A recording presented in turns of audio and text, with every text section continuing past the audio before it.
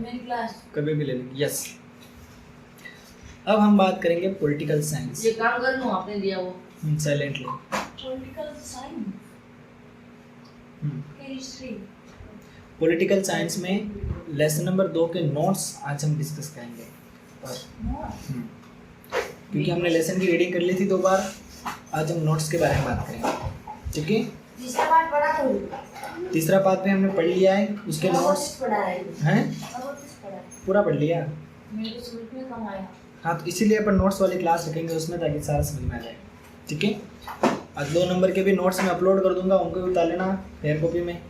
ठीक है, कल अपन 3 नंबर भी पढ़ लेंगे, उसके नोट्स उतार लेना, फिर अपन हिस्ट्री स्टार्ट कर लेंगे। ठीक है, देखिए अपन प्रॉपरली सिस्टमेटिक चले अच्छे से। यस, लेसन नंबर 2, एक दल के प्रभुत्व का 2। वैसे इस लेसन को कई बार हमने पढ़ लिया और कई बार पढ़ेंगे, ताकि बार बार ये चीज़ हमारे दिमाग में आए और हम इसको कंप्लीट कर लें। इसके नंबर हम खुद बहुत ज़्यादा ले लें, दूसरों को लेने ही नहीं। यस, पहले तेरे से क्वेश्चन पूछूंगा, आंसर बताना, नहीं आता है तो मैं बता दूंगा, या तू कच्चा पुक्का बताएगी तो मैं उसको और पक्का कर दूंगा। यस, क्वेश्चन नंबर 1, लोकतंत्र स्थापित करने की चुनौती। कौन कौन सी चुनौतियाँ थी, इससे संबंधित कोई जानकारी? स्थापित करने की चुनौती क्या है ना, जब हमारा भारत स्वतंत्र हुआ था तब है ना, बहुत गरीब था और डेवलपमेंट भी बिल्कुल था नहीं, लोग अनपढ़ थे, और आज़ादी का जो शुरुआती समय था उस समय राष्ट्र विभिन्न चुनौतियों को देख रहा था, और वो जो चुनौतियाँ थी ना, और तो इस समय लोग हैं अपने राष्ट्र की एकता को प्राथमिकता देना चाहते थे। ऐसे बताना है, बता दे, देख बता। जब लोकतांत्रिक शासन व्यवस्था को स्थापित करने लगे, जब लोग गरीब थे और अनपढ़ थे, इस क्या बोला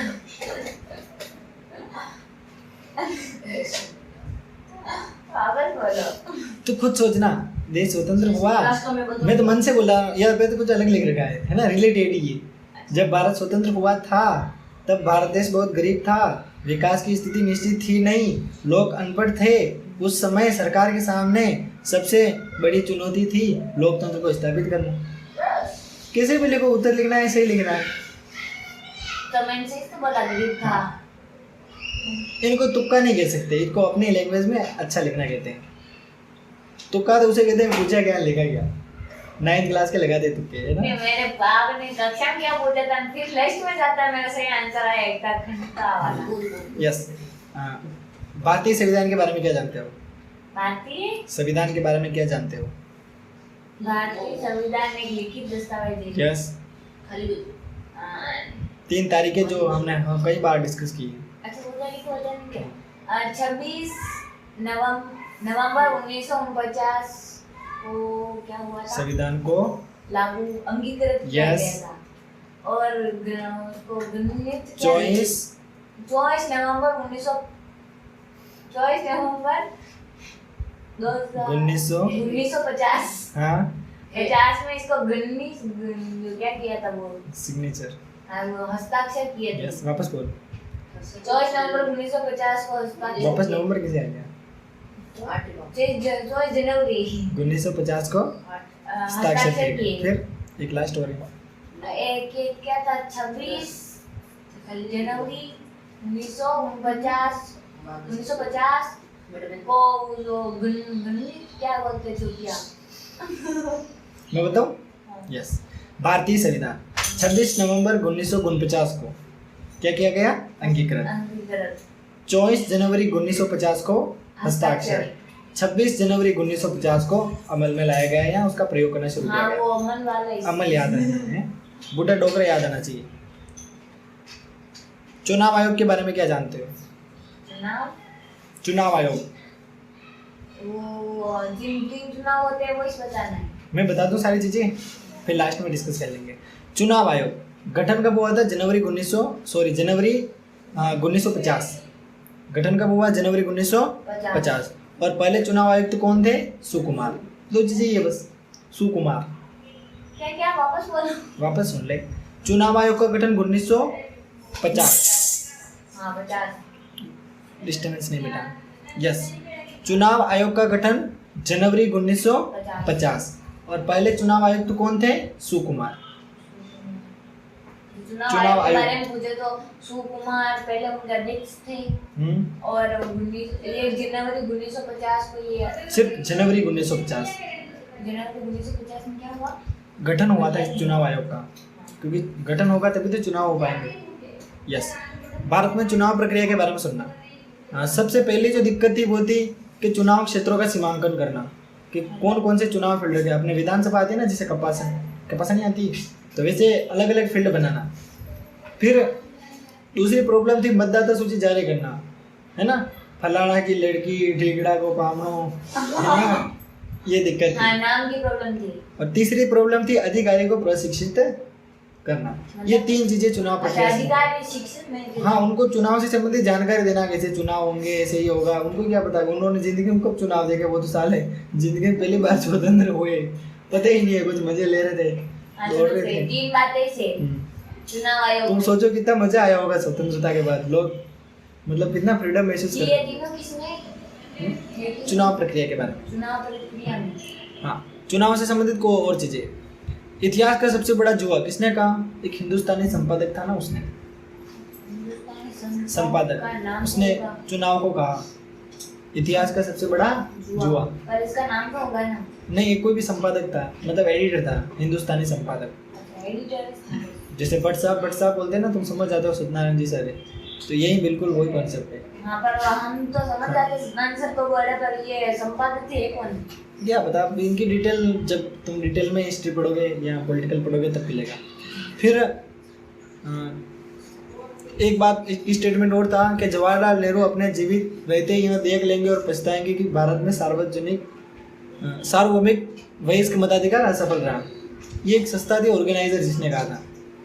प्रश्न क्या आता है, देखो ऐसे पूछता है, ये लाइन लिख के दे देगा, बोलेगा ये किसने बोला, तुम्हें टिक करना होगा ऑर्गेनाइजर। ये क्या बोला? सुनना, एक संस्था थी ऑर्गेनाइजर, उसने क्या कहा, जवाहरलाल नेहरू अपने जीवित रहते यह देख लेंगे और पछताएंगे कि भारत में सार्वभौमिक वयस्क मताधिकार असफल रहा। ये स्टेटमेंट वो उनको बोला था, यूं भी नहीं हो पाएगा। हाँ, ये ऑर्गेनाइजर का एक कथन था, है ना। नेक्स्ट, आने वाला वक्त अब से कहीं ज़्यादा जानकार दौर बड़े विस्मय से लाखों अनपढ़ लोगों के मतदान की यह बेहुदी नौटंकी देखेंगे। ये किसने कहा था? ऑर्गेनाइजर ने। अंग्रेजी नुमाइंदा था ना, उसने कहा था। क्या कहा? कि हाँ, गरीब है। आने वाला वक्त और अब ये कहीं ज़्यादा जानकार दौर बड़े विस्मय से लाखों अनपढ़ लोगों के मतदान की बेहुदी नौटंकी देखेगा। क्यों कहा? क्योंकि वो अनपढ़ थे। सार्वभौमिक वयस्क मताधिकार लागू किया था ना, महिलाओं को भी अधिकार दिया था, इसलिए बोला था। अब बात करते हैं स्वतंत्र भारत में चुनाव काल। तो चुनाव कब शुरू हुए? स्वतंत्र भारत में पहला चुनाव हाँ, 1951। अक्टूबर 1951 से फरवरी 1951 से 56। 5-6 साल चुनाव चले। अरे नहीं, तो फिर 51 से 52 तक। हाँ, अक्टूबर 1951 से फरवरी 1952 तक चुनाव चले। और इनको किसके नाम से जाना जाता है? 1952 के आम चुनाव के नाम से। और चुनाव प्रक्रिया में कुल समय कितना लगा? 6 महीने। सार्वभौमिक वयस्क मताधिकार सफल रहा, यह सुनते ही हिंदुस्तान टाइम्स ने क्या लिखा? यह बात हर जगह मानी जा रही है कि भारतीय जनता ने विश्व के इतिहास में लोकतंत्र के सबसे बड़े प्रयोग को बखूबी से अंजाम दिया है। यानी कि जनता के सफल प्रयास से जो ये सार्वभौमिक वयस्क मताधिकार की प्रक्रिया ये सफल रही। अब कांग्रेस का प्रभुत्व कैसे रहा? कांग्रेस का स्वतंत्र भारत प्रारंभिक समय। उभरता हीरे को अपने अंदर खींच लेते हैं। हाँ, जो भी उभरता नेता होता है उसको अपने अंदर अधीन कर लेते हैं। मतलब इसको ऐसे कह सकते हैं, हैं समायोजन की प्रवृत्ति होती है इनमें। ऐसे। आंदोलन में सम्मिलित हुए। हाँ, तो सभी जगह कांग्रेस का वर्चस्व था और 489 सीटों में से 364 सीटें कांग्रेस ने जीत ली थी। 489 में हाँ, से 364 कांग्रेस ने सीटें जीती थी। और प्रथम आम चुनाव में दूसरे नंबर पर कौन सी पार्टी रही? भारतीय कम्युनिस्ट पार्टी। ठीक है, ये 2 नंबर पर रही थी। फर्स्ट पर कांग्रेस। जवाहरलाल नेहरू आम चुनाव के क्या बने? प्रधानमंत्री। प्रधानमंत्री बने थे ना। जवाहरलाल नेहरू, हाँ फर्स्ट चुनाव के बाद प्रधानमंत्री कौन बने? जवाहरलाल नेहरू। नींद आ रही है? अरे हाँ, नींद आ रही है? नहीं आ रही? मेरे को आ रही है, अभी कुछ भी नहीं आ रही। दूसरे आम चुनाव कब हुए? 1957। पंचवर्षीय योजना का मत पूछना। वो पंचवर्षीय योजना है यार। हाँ 1957 से गिन लेना, 5 साल 57 हो रहे हैं, 57 से 5 साल और गिन ले, कितने हो रहे? 62 62 हो रहे है ना।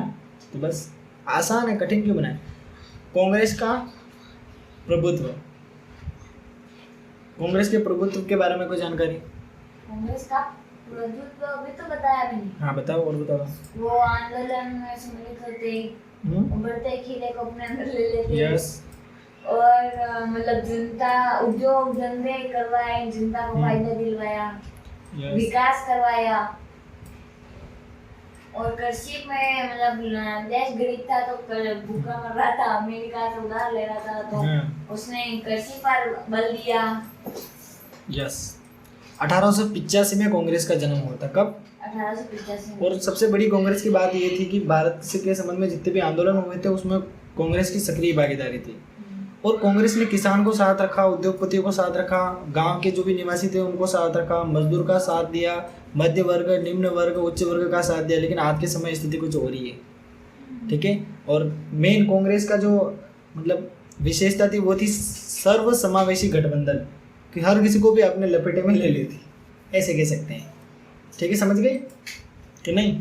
भारतीय जनसंघ बता, कई बार बता चुका हूँ। हाँ मूर्ख जी नहीं, मुखर्जी। बताओ। तो ये 1951 में इसका गठन हुआ था। हाँ।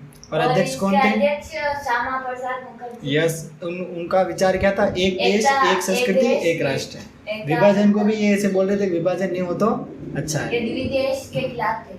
और इन्होंने हिंदी को राजभाषा घोषित करने के लिए भी अपनी सक्रिय भागीदारी निभाई।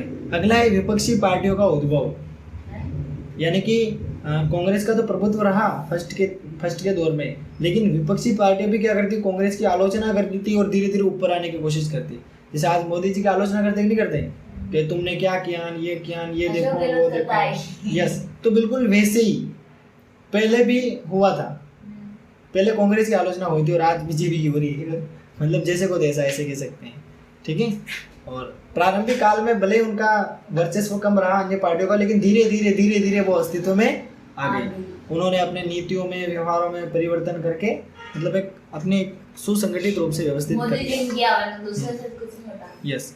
कांग्रेस की क्षमता जैसे जैसे समाप्त होती गई, अभी तक हो ही रही है कंटिन्यू, वैसे वैसे दूसरी पार्टियों का वर्चस्व बढ़ता गया। और 2014 से तुम देख ही रहो, केंद्र में अपनी बीजेपी सरकार ही है, सही है ना। तो इस प्रकार उनका वर्चस्व भी यहाँ पर। ये तेरे लेसन खत्म। ये सारे नोट्स है, ये पीडीएफ आज शाम तक मैं अपलोड कर लूंगा। इतना सही से कल तू तेरा काम कंप्लीट कर लेंगे।